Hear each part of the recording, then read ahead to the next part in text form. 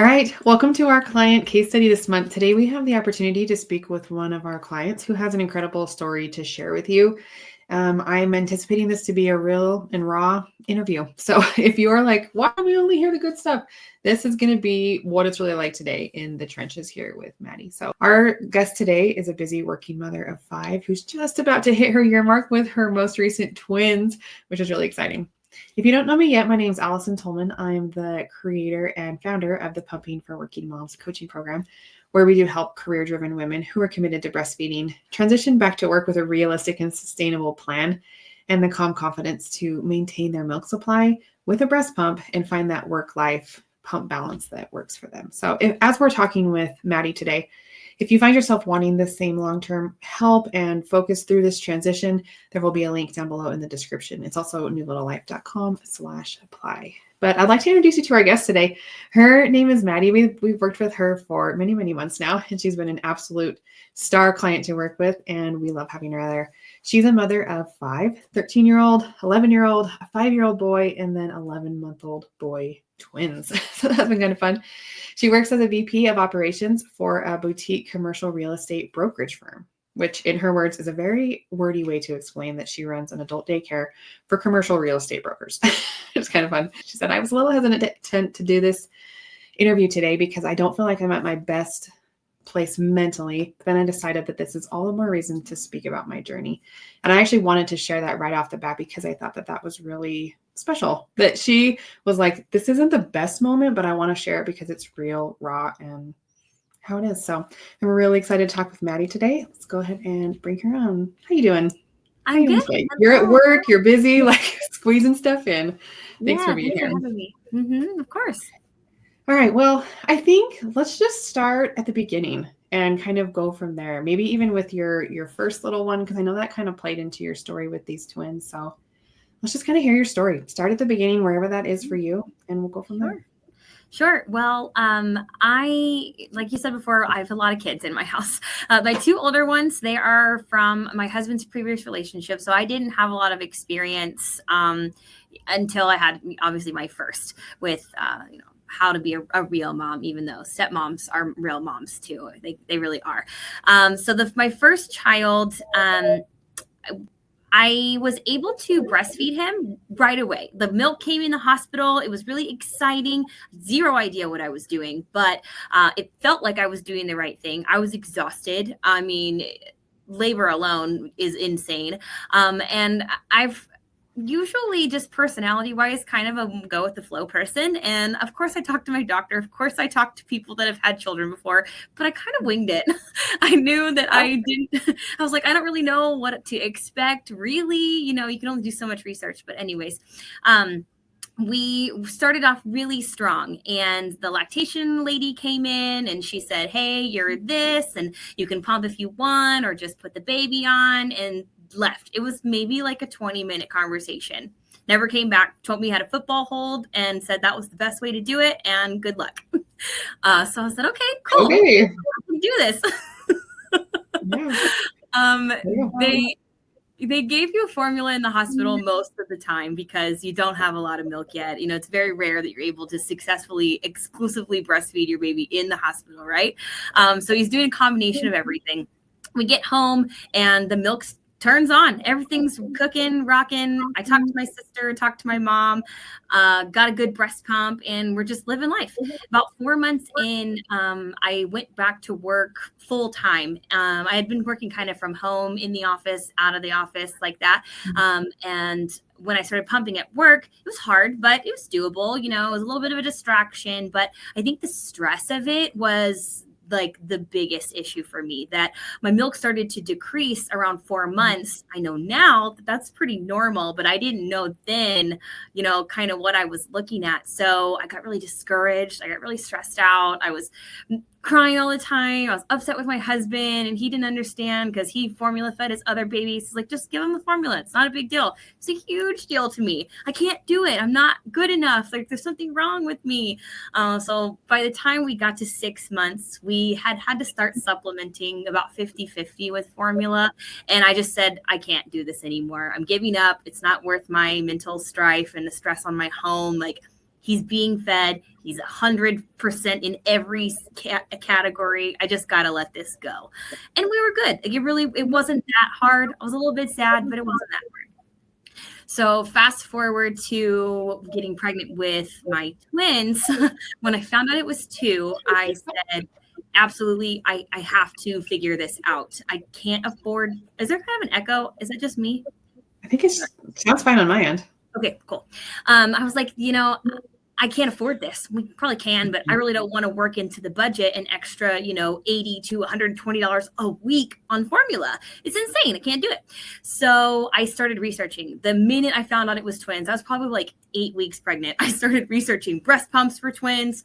What can I do at work? How can I make this more manageable for my schedule? Because I'm not going to stop working.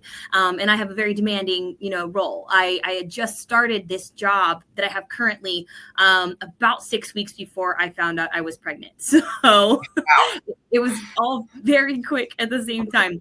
Thankfully, I had several months to get my bearings before I had the babies, but that's a whole different story we can tell another day if you want to. But it's a lot. I think, did you end up exclusively pumping with your first one? Yes. So you had some experience pumping, right? Mm-hmm. Yeah, I think I forgot to mention that before, but after I think it was maybe a month, 6 weeks-ish, Tommy was just not super into latching, and it was easier to bottle feed. My husband could help at night or during the day, or anybody could help feed. And I was already doing both because it was very important for us that he help feed.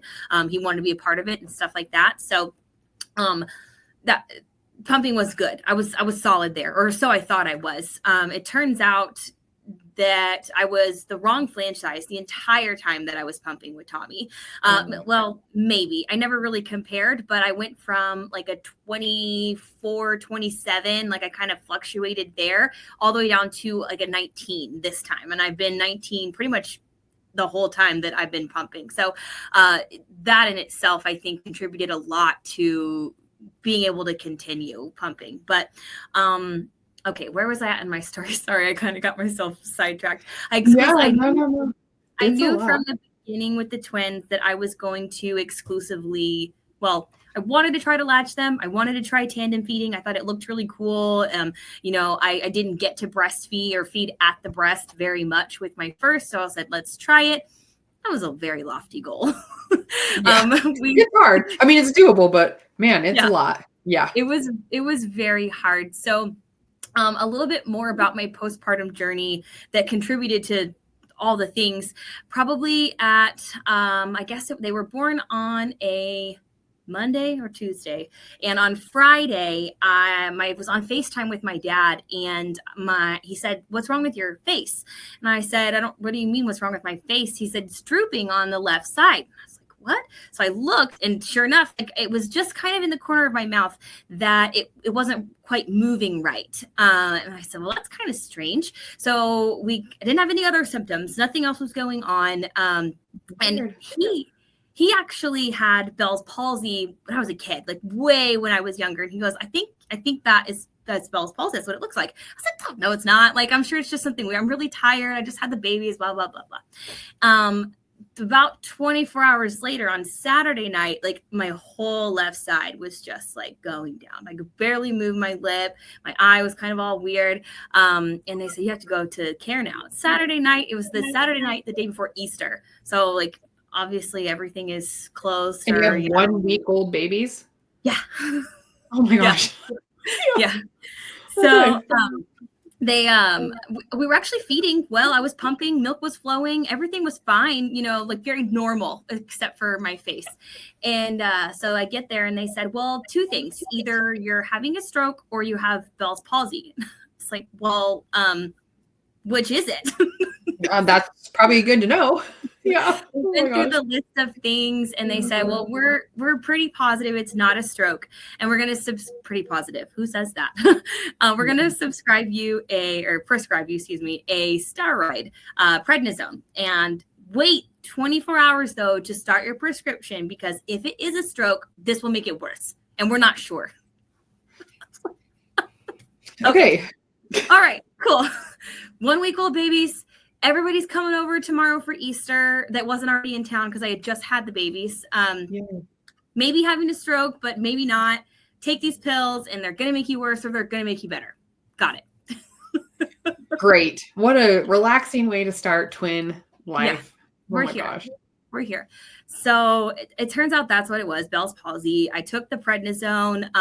It's a steroid. So I was taking it, I don't know, twice or 3 times a day, whatever the script was. And the milk was milking. Okay. I did not feel tired, which was insane because I was getting, I don't know, 2-hour naps 3 times a day. Wasn't sleeping at all. Cause you pump and then you feed and then you put them down and then you sleep for 45 minutes. Then you pump and then you feed and then you lay them down. It's a cycle. So I had the prescription for, I don't know, maybe about, I think two rounds of 2 weeks. It was about a month of being on the steroid. I was also doing acupuncture at the time to treat the Bell's palsy, trying to sleep as much as possible. I have the greatest support system. My mom and my mother-in-law were splitting the week. So my mom would be there Monday, Tuesday, Wednesday. My mother-in-law would be there Thursday, Friday. So they pretty much took care of the babies during the day. And I pumped and went to acupuncture and slept. Sometimes if I just needed a minute, I'd like go buy diapers at Walmart or get milk, or I just go do something where I could be around other people. But I was really self-conscious because my face was just wrecked.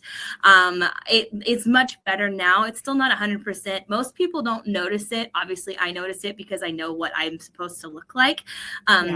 But it was a wild ride. The one thing I can say that was positive out of it was the milk production. I mean, you have all your hormones, you get on your schedule, you have a good fitting flange, and you have a good pump. Like, you know what you're doing to set yourself up for success. But I didn't even have to try. I was making almost 100 ounces a day, and I didn't even feel like an oversupply. Obviously, it is. But like, I was pumping 6 times a day, easily getting all the milk, easily emptying, didn't have any discomfort, engorgement. I didn't have, any issues with plugs or blebs or any of it. It was amazing. I'm like, I hacked the system, or so I thought. Looking back, I'm pretty sure it's the steroids that made it that easy to pump milk, but it set me up for success because my body was recalling what I was asking for. And thank God it was easy, because that was the only thing that was easy in my life. And it was a blessing, a huge blessing. I was able to start freezing bags and bags and bags of milk. Like, it was awesome. So then when the twins were about a month old, 6 weeks old, they get sick. So my little baby, he's coughing and he's making this horrible, like, cry sound. He can't really breathe. And I was like, oh my, there's no fevers. There's no anything else weird. I'm like, why can't you breathe? What's going on? So, at the time, like, I didn't think it was like emergency room worthy yet. So I just held him and I'm like, something's not right. So I made an appointment with a pediatrician the first thing in the morning. And she said, you have to go to the emergency room right now. Like, he has RSV, he's retracting, he has low oxygen. Like, you got to go to the hospital. They almost take an ambulance, but she said, you can drive him if you feel comfortable. So my mother-in-law was actually with me at the hospital, at the doctor's office with the other baby. We had them kind of separated, but anyway, so I said, okay, I'm going to the doctor's. You take the other baby home, and that's it. Turns out we were going to be there for 10 days. Yeah. So I was there for maybe 4 days, something like that. And my husband called me and said, other baby is having symptoms. I think we need to take him to the doctor too. So I did. I took him first to the pediatrician because he wasn't as far gone. Now I knew what I was looking for. He didn't have the reactions. He didn't have, some of the same behaviors that Carter did. So I took him in there and they were like, yeah, we think he probably has it because, brother does and this and that, but he's not retracting. He's not this, he's not that. Just keep an eye on it. Just watch him. And while I was sitting there in the pediatrician's office holding Corbin, my other baby, he turned purple. He's in my arms and his skin completely changed. And I was like, what's going on? And she was checking his oxygen at that time with, I don't remember what they call it, but put it on his little toe to like check his oxygen saturation. And I said, do you see his color? She goes, yeah, I don't know what's going on with that. And she like fiddled with the thing and it dropped down to like, I don't know, 82 or something. Oh my gosh. Yeah. She was like, okay, hospital, let's go. So it's like, well, the other baby's already there. I don't even remember. We can share a room. Heavens. Oh my gosh. That's crazy. I don't remember who I left at the hospital with him. It was either my mother or my mother-in-law. I'm not sure. But then I ended up bringing the other baby in, and they didn't put them in the same room. The children's hospital that I was at was not set up for double occupancy, unfortunately. So they put them as close as they could, but we were down the hall. So I had one baby here, and then there was 2 or 3 rooms, and then the other baby in the corner. So I called on my village, my mom, my mother-in-law, one or both of them were coming so that one could sit in one room and I could sit in the other room. And I was just going back and forth. That was probably 2 days. And then finally the amazing physical therapy team at the hospital was like, we need to put them together. Yes, please. Thank you. So they hooked them up to portable machines, and move them into the same bed so that they could just be with each other. And they both of them started to turn a corner in getting better. The first baby who had been there so long already, he just couldn't get off oxygen. He's too little. They were running all kinds of tests, doing heart tests and blood tests and CPT, beating on the back and the chest and all this stuff. And all it was just they're too small. They can't breathe through the mucus. So we just had to wait it out. It was about, I think it was 9 or 10 days we were there. So while I was there though, I was pumping and holding babies and pumping and eating and holding babies. And what else am I going to do? I got to use the, mama of all mama pumps at the hospital. So I guess yay for that. I mean, it was really nice to use the Symphony while I was there, and I didn't have to pay for it. Well, I did have to pay for it, but they didn't itemize my pumping time.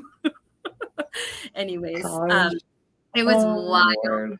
Wild. I look back and I think, I'm actually kind of glad. I'm never glad that your kids get sick, but the way that it happened, that I was still on maternity leave, so I could physically be there all the time. I didn't have to worry about juggling work yet. All I had to do was focus on my babies. I'm so happy for that, but it was really scary and it was really not great. And especially not great for this thing I have going on with my physical body as well, my Bell's palsy. The one thing that will help you get better faster is sleep. Oh, awesome. Yeah. But you were probably waking up at night to pump and everything too, right? To keep up with that supply. Mm-hmm. And so, yeah, I was absolutely not sleeping in the hospital. So, I mean, if they were coming in to feed, the nurses actually started doing things for me because I was just kind of like a zombie going through these motions between the 2 babies. They wanted me to feed every 2 hours. Small, like I can't remember. It was maybe 2 ounces every 2 hours to keep them from spitting up and to keep them fed and hydrated. So if they weren't doing testing on them, they were having a feeding. And if they weren't doing a feeding, they were doing the sucking of the nose. It was just all day, all night long, somebody coming in and doing something. So again, not even getting my 45-minute naps because if I could sleep at all, it's not fun.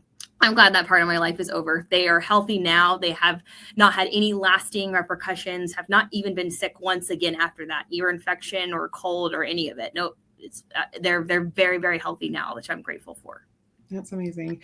If I remember right, I think you joined our program before you had the twins, right? Were you still pregnant when you joined us? Yeah. I did. Do you feel like that was motivated because of how hard it was the first time? Like what kind of prompted you to say, I need help? Sure. So I was looking at your videos online, trying to find a portable pump and a good pump for twins and a good pump for working moms. How am I going to make all this milk happen?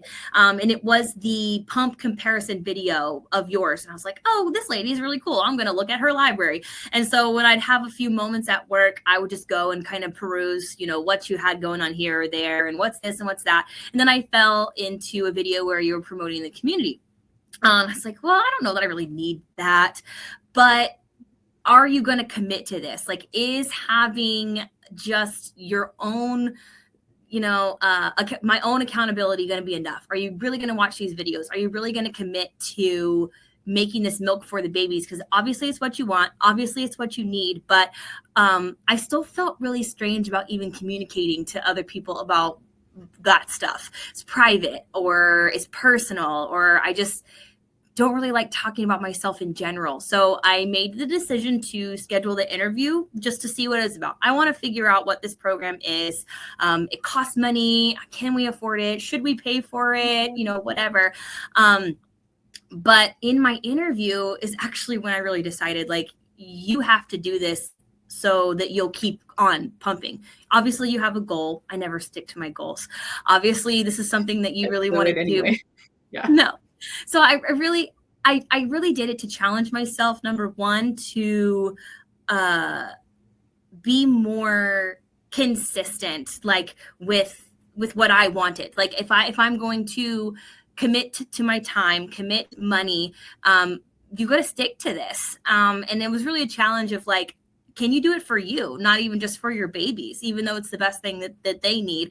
So that's kind of where it happened. It was when I was talking to, I think it was Courtney. I was talking to her and I was like, you know what?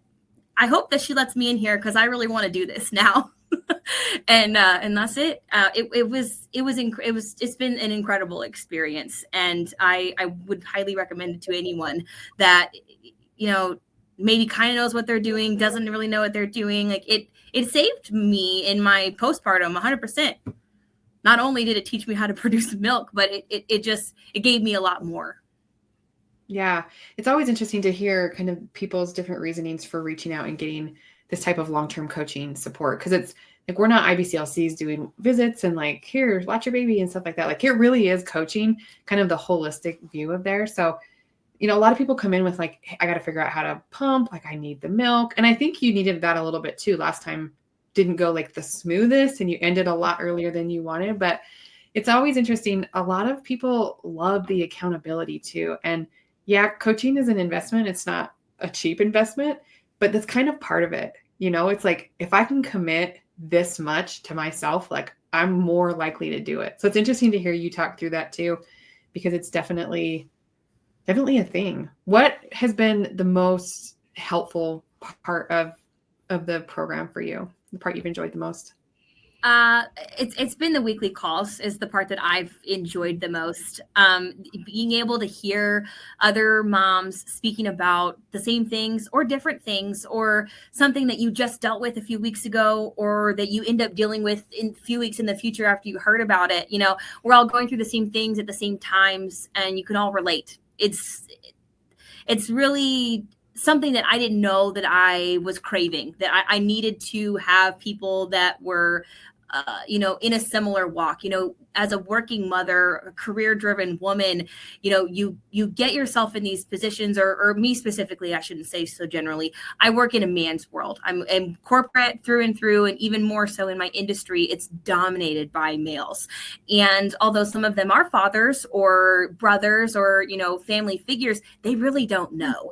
They don't understand why I have to have my curtains drawn 4 times a day at my peak of pumping. They don't get the strain of dragging everybody out of the house to only arrive at work at 9 a.m. when you wanted to be there at 8:30, or having to leave at 4 o'clock when you really just need that 30 more minutes to get your project done, but you got to go pick up the kids because the daycare is letting out or the nanny's got to go. And it's really nice to be able to relate to other people in the same way. It's judgment free, and it's not everybody trying to help you fix the problem, because I don't really need a solution. I know what I'm doing and how I'm doing it, and it's only temporary. I just want some solidarity. Yeah, people say this all the time. Our clients, they join because they like want to fix like a milk problem, or they want the knowledge or the accountability or something. Almost everyone leaves saying, wow, I didn't know how much I would love the community. Being with other working moms, which is why we screen everybody that comes in. We want to make sure that we keep the community tight, but there is real power in people doing the same thing together. And no one can really get it like other moms who are in the thick of it now. Like I've done it in the past, but I'm not currently doing this. So to have another mom, we have a lot of twin moms right now too, which is really fun. But I think it's because they need so much help. Like this is so hard with two, and you have less room for error. Like you got to make this work and you got to do it correctly. But we hear that a lot, how much the community aspect was just this, they didn't join for that, but left being like, wow, I really, really needed that. I guess to circle back and answer the first part of your question, like the part that really helped me the most, I mean, obviously the community is the part that I liked and things that I hold on to now. But the part about magic numbers, I know that this is a subject we talk about all the time in the calls, that is like, I was able to see like a guideline of like, this is maybe a standard, this is a spectrum, this is what we want to show you here. But what that taught me is that I get to be in control, that here's what, we think should be happening, but it really doesn't matter. As long as you are able to achieve the goal. What is your goal? First of all, I'm kind of talking in circles. I'm sorry. No, but, yeah, you're right on.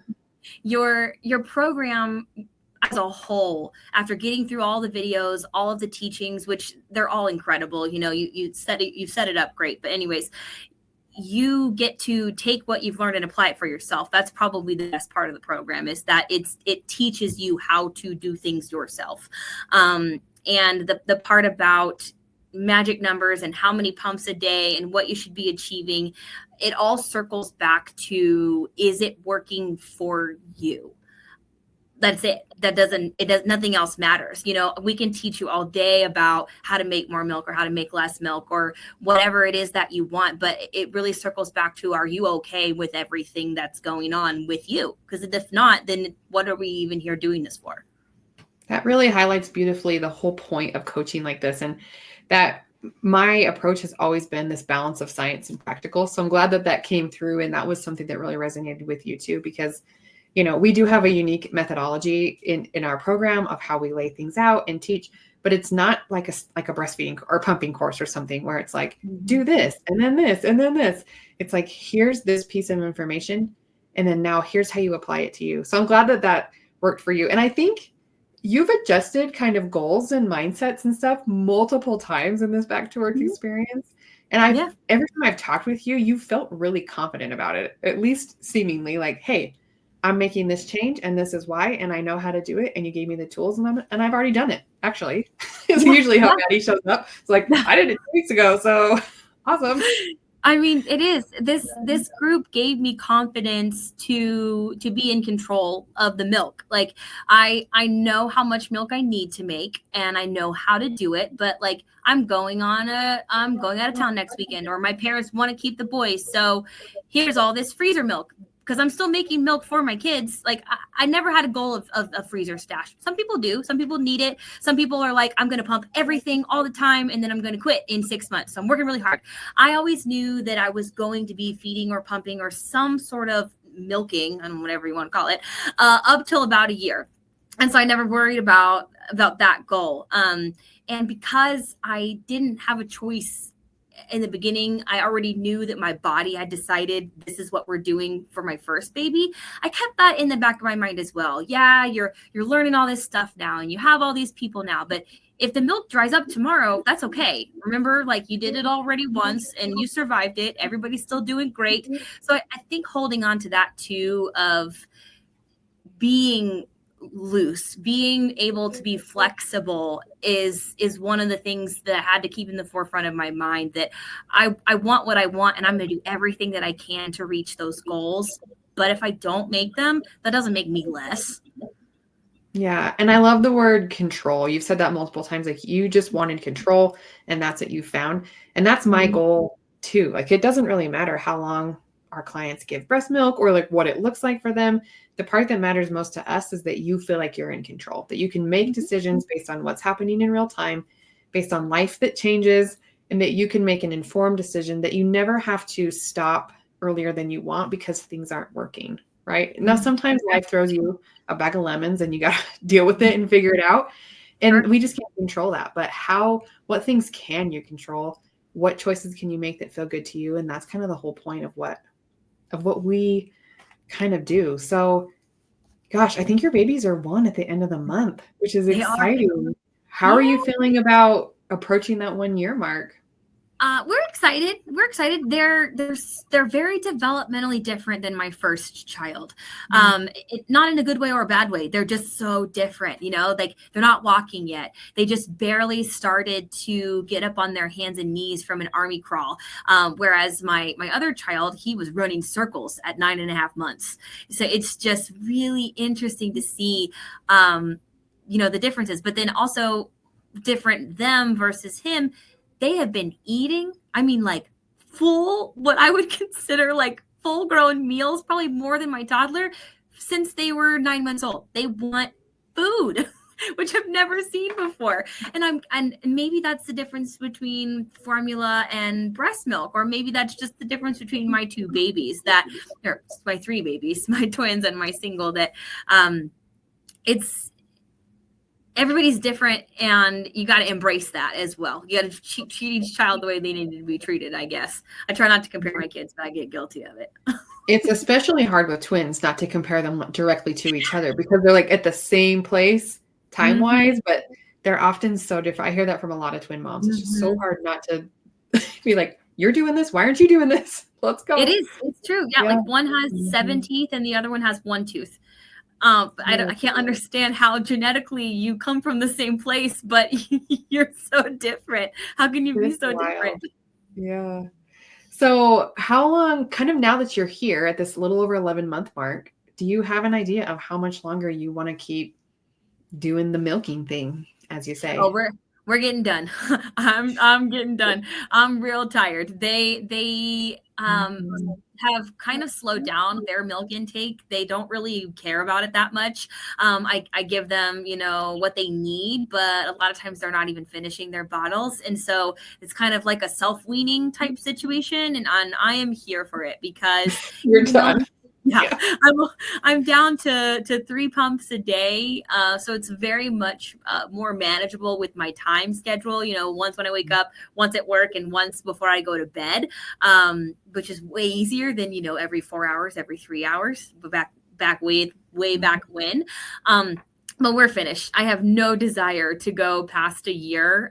We're really at this point just waiting for the milk to slow down. I'm pumping 3 times right now, and I'll go do that until their birthday. Then I'll drop down to 2, then I'll drop down to 1. I'll just kind of slow myself down to a stop, here in the next couple of weeks, because I'm pretty sure they're solid. I'm just doing it now because of that magical, non-magical thing that happens on their first birthday. I know, it's so silly, but I'm so proud of you, though. Like, especially knowing your first journey and how challenging that was for you, and then kind of watching you do this, not only like mastering it and kind of figuring out, even though life threw you some crazy curveballs, especially in the beginning, but also for 2 babies is really incredible. So I hope you get to celebrate, especially when you're done with this weaning process over the next month, and just like, appreciate how much effort you put into this. It's really been inspiring to watch, to be honest. Well, thank you. I appreciate that. Sometimes I forget to accept affirmation and compliments. I'm usually not one that I like a lot of flattery. I'm like, oh no, don't say that. Oh, okay, ha ha ha, whatever. But that's something new for myself, a challenge as well. Like, you have to start taking people seriously when they say things like that to you. You have to believe it. You have to know it. Because life grinds, right?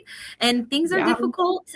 But it's not all dire, even though you're doing hard things, that's okay. It's good things will come out of the bad things or the hard things. Yeah. And I think sometimes hindsight's 2020. Like, a lot of moms say, especially after they're done weaning, like, oh my gosh, I have so much time in my day. Like, how was I even putting the pumping and stuff on top of everything? Like, when you're in it, you just put your head down and you just do it, That's true. And then at the end, you're like, wow, that was hard. It's funny. One of the things I think I look forward to the most is my countertop space back. I won't have the drying mat with all the extra multiple parts and pieces. I won't have the double grass with all the bottles and the nipples and everything else. Both sides of my sink right now are just towers of baby pumping milk supplies. I look forward to that. less clutter. It's the little things, isn't it? That you're just like, I'm done with that. I'm done. We're finished. You can go buy yourself a real bra and have your counter space back and you'll be good to go. Yeah. I guess I didn't even think about a real bra. It's because of, going from pumping with the other one. I had about a year of reprieve, but then being pregnant, wearing a special bra for that, and then being postpartum, wearing a special bra. Now pumping, everything has clasps, double clasps, so I can pump with everything that I wear. And you're right, I'm going to get rid of all the tank tops, all the bras, get something nice and new and maybe lacy. I don't really know. Go to the store, have them measure your new boobs and say, fit something for this because I'm done. Yeah, exactly. Oh, it's a treat. So fun. It's been really fun to work with you and to see, again, your twins thrive. And you've been such a good support for other moms in the community too, which I love to see. I love to see when you guys can connect and help each other because, like I said, I help clients with this all day. This is my area of specialty, but there's nothing like another mom who's in the thick of it, doing it alongside you to encourage you along. So appreciate all you've done for our community and just the effort that you've put in for your little ones. It's amazing. Any last advice as we wrap up that you would want to share with a mom, a working mom or a twin mom or any kind of mom in this space? You've done this a couple times now. What would you want to tell your old self? Anything like that? Well, don't take everything so seriously. Like that, and except for your needs. Like it's really, really difficult. And it's a lesson that I'm still teaching myself, that you have to prioritize your own needs as a mother, as a person, not even as a mother, not even as a wife or a employee or whatever. Like you have to look at the mirror and say, what do I need to keep moving forward? Because if you break down or if you are not able to, take care of yourself, you can't take care of anybody else that needs you. And it really just starts from there. So like I said, I'm still working on that. It's not perfect, but we take care of us so that we can take care of everybody else. And that's really the best thing I could say. Other than that, comparison is the worst thing that you can do to yourself, to your kids, to anybody. That whatever is your best is the best, and that's okay. Yeah. And this is wisdom from a multi-time mom. Like this is the kind of stuff that people that have had multiple kids will say. It's these first time, like, do you remember being a first time mom and being like, my baby's number one. And like, we got to feed this thing and take care of this thing. Once you do this a couple times or you've gotten to the end of a journey, you realize how important your own like mental health for one, physical health, but just like seeing yourself as a whole person in general is really important. And making milk is a part of your life. And if we can do it fast and efficiently, that's kind of our goals inside of our coaching program. Like, let's pump fast and efficiently so that you can move on and like be the person that you need to be. And how do we make this fit into your life and for you specifically? And so such good advice. And I feel the same way, especially after I have 3 little ones. And I think if I were to ever have another one, I would be so like me, like, what do I need to best take care of you? It's true. Go get the pedicure or go walk around Walmart or whatever makes you happy, what makes you feel beautiful and good about yourself, whatever that is. I mean, go get the French fries from McDonald's drive-thru and don't feel guilty about it. Like, you need what you need to make everything else better. Yeah. 100%. I'm with you. What a great note to leave it on. So if you're still listening, either on YouTube or on the podcast, like, go do something for you today. It's not even like self-care. It's just like you're right as a human. Like, go do something that makes you happy. You will show up better for all of the areas in your life that you're needed. So thank you so much, Maddie. I know you're at work today, so thank you for taking a moment to chat with us and share your story. I mean it when I say it's been a pleasure to work with you, and we're here as long as you need, or if you got to come back one day for another one, heavens, we'll be here.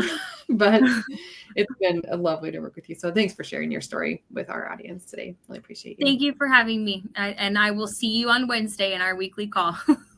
We will be there. We love it when Maddie pops up because I'm like, oh, Yay, Maddie. If you need any help, again, there's a link in the description. That is also newlittlelife.com/apply. I'll put it on the screen for you too if you want. But you can get this kind of help, this kind of holistic help, not only figuring out how to pump fast and efficiently, but also how to manage your whole life and take care of yourself and find that community of other moms too. So, all right. Thanks again, Maddie. Bye. Bye. Thank you.